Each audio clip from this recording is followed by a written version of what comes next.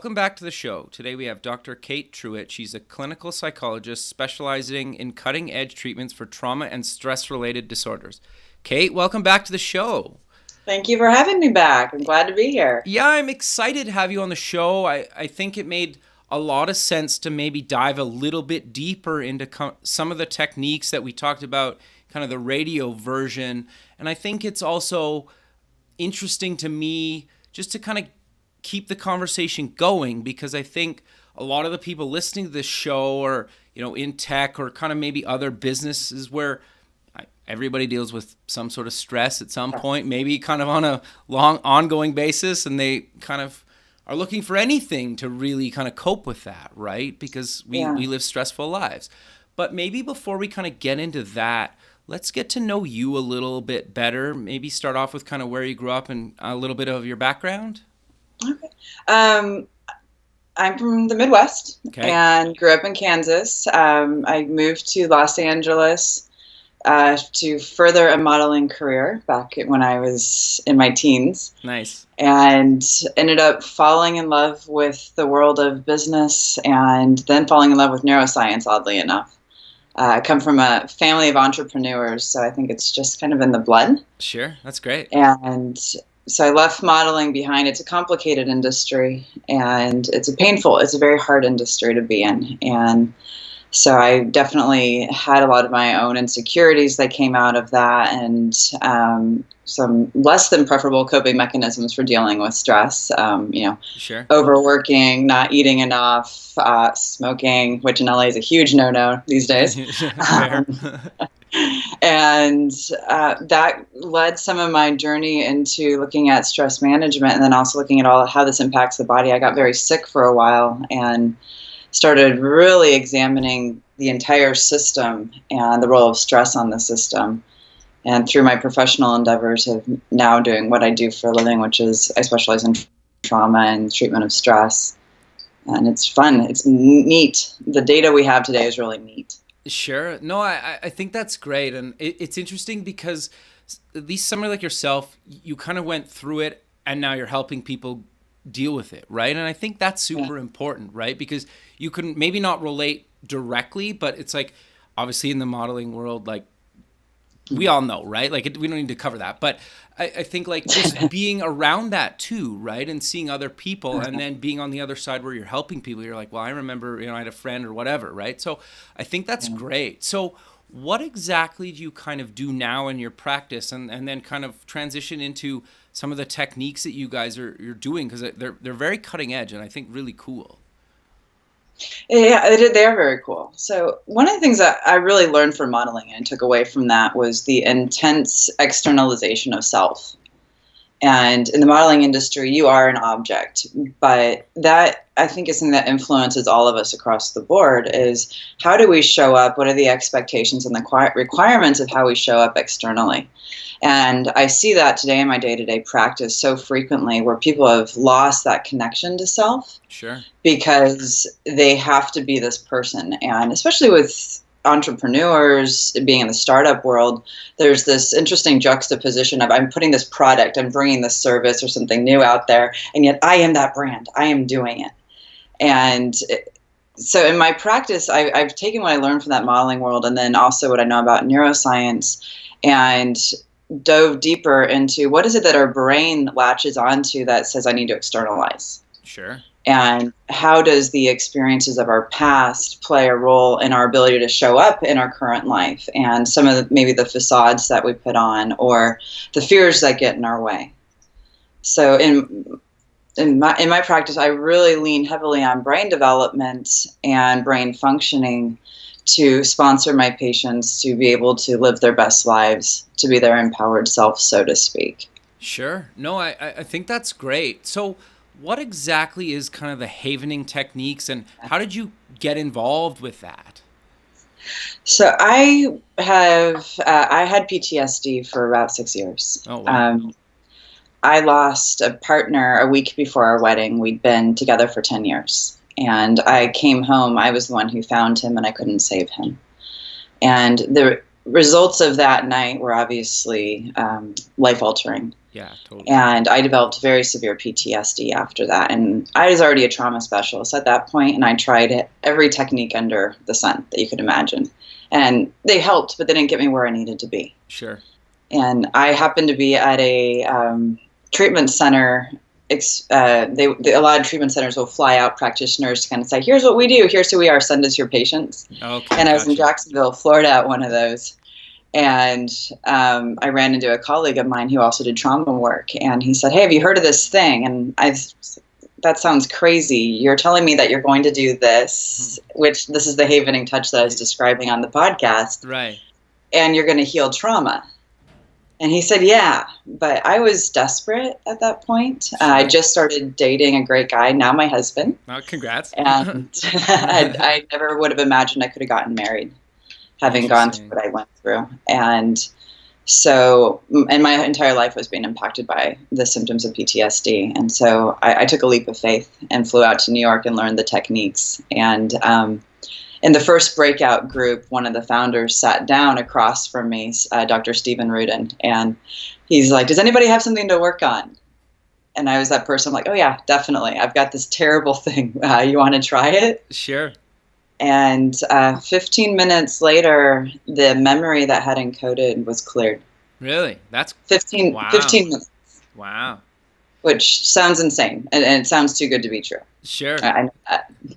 Sure. So what exactly, like you kind of just quickly covered it, but what exactly is it? And like, is there different things you need to do to treat different things, or kind of walk me through that?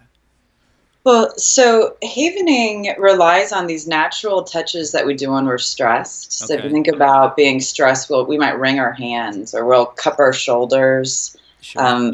We rub our forehead a lot. Yeah. You know, oh no. I bite my nails, I think. Yeah, there you go. I was a big nail biter growing up for sure. And what they've done is they've harnessed these motions into natural motions of attunement. Okay. That release a specific electrochemical energy in the body called a delta wave. And through doing that, so just take a moment and do this with me. And as you're watching me do it, your little mirror neurons are going to be going anyway. Now, how does that feel? Interesting. Yeah, kind of weird. But yeah, totally. You go across the brow. All right. How does that feel? Yeah, it's interesting. So in the womb, fetuses will do this when they're stressed. Really? Uh-huh. Huh. Isn't that incredible? Cool. Yeah, that's cool. What this is doing through that release of a delta wave, it's releasing serotonin and GABA into your system. Okay. So we all know serotonin, the happy transmitter. Yeah. And GABA is the opposite of something called glutamate. In order for us to feel anxious, we have to have glutamate in our system. Okay. And GABA is the opposite of it. Oh, so it's a neuromodulator that allows our system to calm. Okay. And so these simple motions, just doing this and nothing else, will release this electrochemical cascade into your system. So how long do you recommend people do this? Or is it just kind of until they feel better? My assignment for my patients is to do this, any of these motions, and most people have a sweet spot. So you face, arms, or hands, find your sweet spot. Okay. And do this for around 2 minutes while, and this is going to sound silly, humming childhood songs. So Itsy Bitsy Spider, Old MacDonald, Mary Had a Little Lamb. Sure. The reason for that is when we're stressed, our brain starts circling in a loop. Okay. Like we talked about last time, those thoughts that wake us up in the middle of the night. Yeah. And so by singing a song that's unrelated while doing this, you're clicking your brain into a different thought process while releasing the calming electrochemical presence.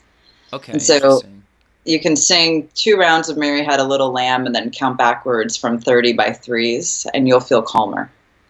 That's interesting. So 2 minutes. Sure, which is, it's probably pretty hard to not find that time in the day, right? Like it's not long. You're not saying you need this 45-minute thing and people are going to be like, that's just not going to happen, right? Yeah, I can't go do yoga for 45 minutes. I don't have time. Yeah, exactly, right? And so I'm not saying don't do yoga, but like I think a lot of people, but I think to be fair though, I think a lot of people either don't have time or don't want to make the time, right? For Or they're certain nervous things, to right? make the time because that it clicks into that anxiety loop I was just describing, saying there's too much other stuff that needs to get done. Sure. And it makes us feel worse because even though we're taking this time out for us, we're taking 45 minutes to invest in us, our anxiety brain's going, I need that time to be successful. I need that time to be focused elsewhere. Sure. So how, okay, so like people get in the routine of doing this kind of a few times a day, a Uh-huh. couple times a week, or just kind of when you need to do it. Well, I call it dosing. So Okay. just as um, somebody would take an antidepressant every Okay. morning, I say, okay, so give yourself that dose of serotonin every morning. Okay. And what we have the capacity to do, which we're not taught, and largely this is because it's new out of the world of neuroscience, but we have the capacity to change the way our brain works. Okay. And the way we can do that is through using this electrochemical activity that we can generate and creating a positive process. Okay. So one of my favorite techniques I call the creating possibility techniques. Okay. And it's the idea is you wake up in the morning, you put your feet flat on the ground, and you Okay. ask yourself, how do I want to feel today? Okay. And so maybe you want to feel strong. That's fair. Okay, I want to feel strong. Sure. So you can generate a time where you felt strong. Maybe it's when you were at the gym lifting weights. Maybe it was a presentation that you know you nailed and you're just really proud of. Maybe it's an experience where you did something that you're really proud of, graduating from high school or college. Sure. And you can put yourself back in that memory just by thinking about it. Okay. By thinking about it, your brain will start to remember how it felt in that moment. Interesting. So take a moment, and Yeah, if you don't okay. mind if I use you as a bit of a No, totally. That's probably why I wanted to do the TV version of this. So yeah, okay. To so close my eyes? yeah, close your eyes and Okay. and just search your brain database for a time where you felt confident. Okay. You got one? Yeah. Okay, now I want you to walk through that experience and really notice how you felt in your body. Notice how you were standing. Okay. Notice the thoughts you're thinking about yourself. If there's any energy, maybe you're standing up straighter when you remember this. Interesting. Now, what are you noticing shift as you focus on this? Or are you noticing anything shift? I feel calmer, like almost Okay. instantly. It's weird, Yeah. right? Okay. Like, well, not weird in a bad way, but like, just how quick that changes, I Mm-hmm. guess, right? Because Yeah. like, Because you have the neuronal memory of it. It's yeah, part of your system. sure, and Okay. like, just even it's just kind of in a stressful like week already, because like, but just how different, almost how quick, right? It, Mm-hmm. yeah, Yeah. okay, interesting. Yeah. So now keep your Okay, mind there, and I okay, want you to start. And you can open your eyes if you like and okay, follow my motions. So start okay, doing your arms, your face, just okay, very gently. Now I want you to keep doing these motions and go back to that memory. okay. And close your eyes and bring that memory back up. And what's the dominant feeling you have? Is it confident or is it calm? What do you notice when you put yourself back in that memory? It's calming, for Oh, sure. no. Yeah. So now I want you to repeat after me. You're going to say this statement 5 times. What if I was calm? What if I was calm? What Okay. if I was calm? What if I was calm? What if I was calm? Hmm. Okay. Very good. How'd that feel?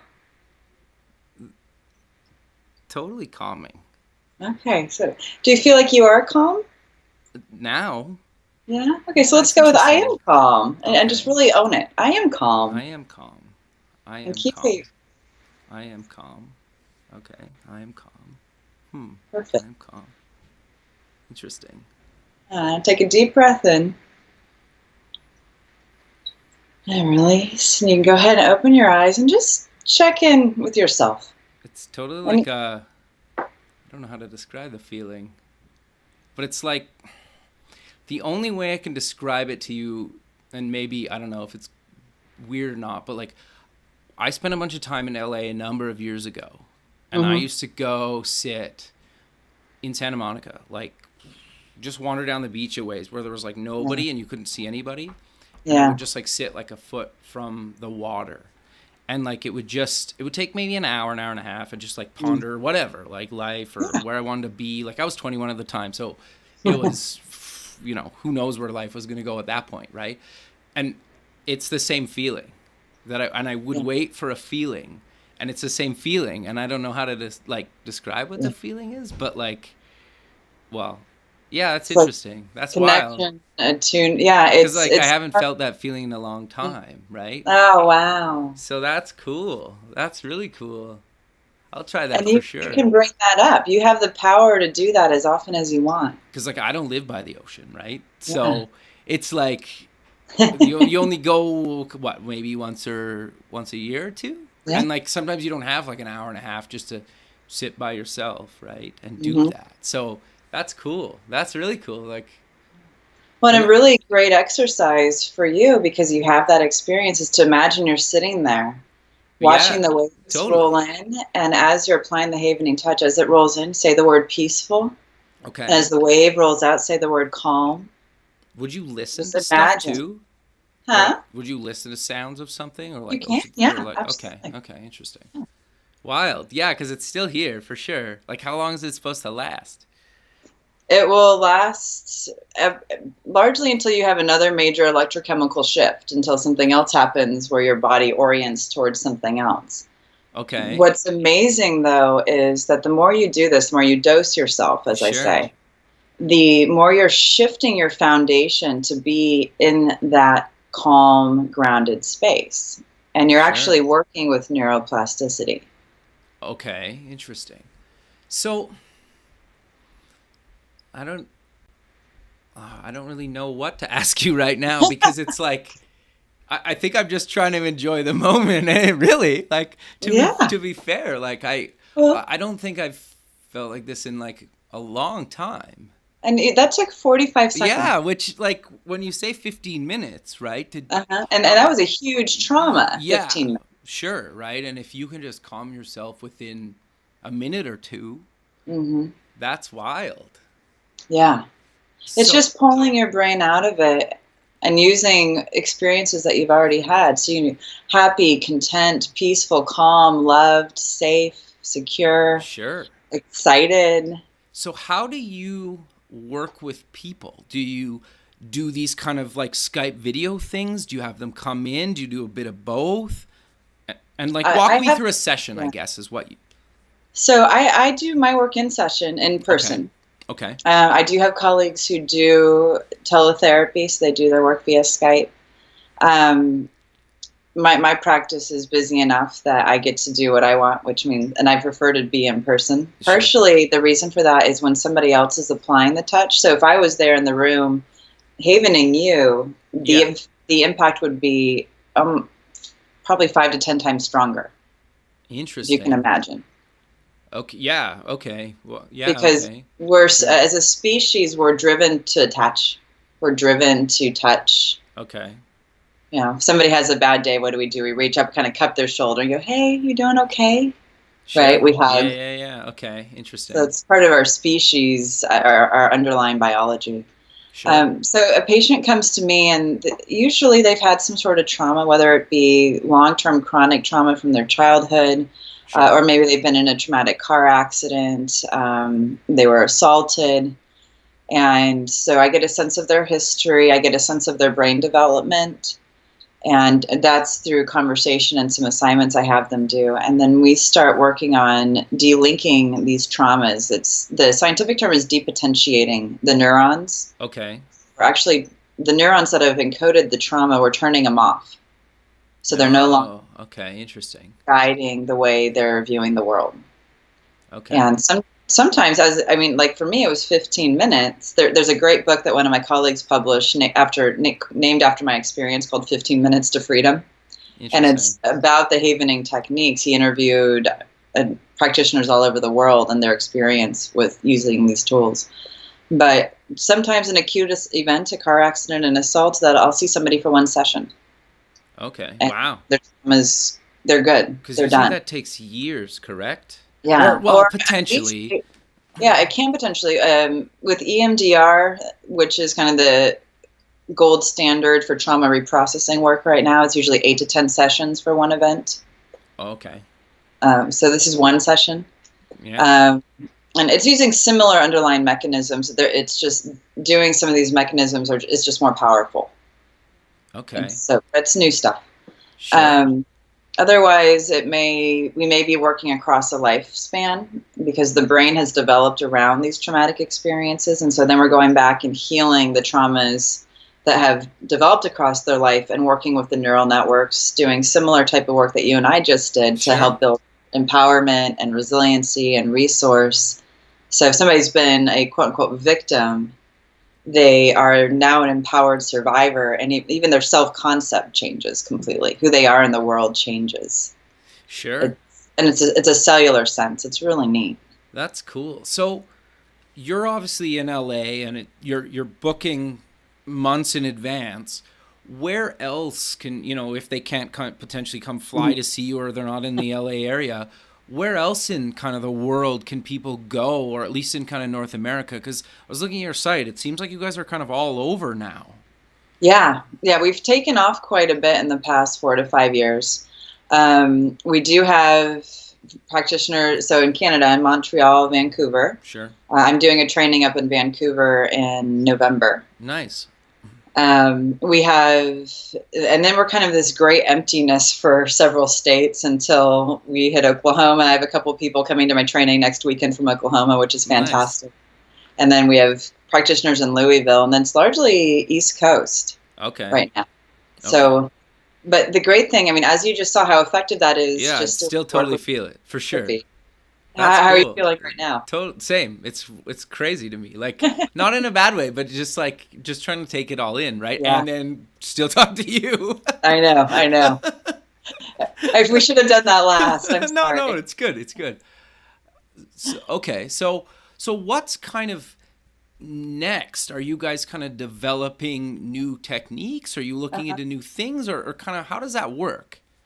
Yeah, there's a group of us who are trainers who are working together, develop new techniques, put out new protocols. We're doing a lot more research. Okay. Because we know it works, and we need the science, the data to back it up. We understand neurologically how it works. I could walk you through it and be very boring. To me, it'd be very exciting, but it's very dry. But we don't have the data points that we need, so we're in the process of doing that. And then for me personally, I'm expanding my practice, as I mentioned last time, and working with a number of great practitioners to get very niche with specific areas. So bringing on some major specialists in infertility and working with women who have postpartum depression, difficulties getting pregnant, or difficulty, with infants, things along those lines. And then areas working with children, different types of disorders, and then also working on how do we get more involved in the communities. And my colleague Harry Pickens is doing great work in how do we bring this to greater communities at large, because it is, as you've seen, so easily self-applied. Totally. And imagine if we get this into schools, getting this into community centers where people can learn to modulate their nervous systems and heal themselves when they may not have access to the type of care they need. Sure. Yeah. Well, or like even just the cost of some of this, right? Yeah, exactly. Interesting. So we're kind of coming to the end of the show. So where can people get more information about yourself and kind of learn some of these techniques maybe on their own? So they can find me on drtruitt.com. I have a Facebook page, Twitter, all that good stuff. Dr. Kate Truitt's my Facebook page, and I post several times a week different kind of empowerment, resource, resiliency, exercises and assignments that people can apply to their own lives. So that's a good way to kind of dabble with quick, easy exercises. Sure. And then havening.org is the Havening Techniques headquarters website, and they have a list of practitioners across the world So you can see if there's somebody in your area, or look up and find people who are doing telehealth if you want to do a Skype session with somebody.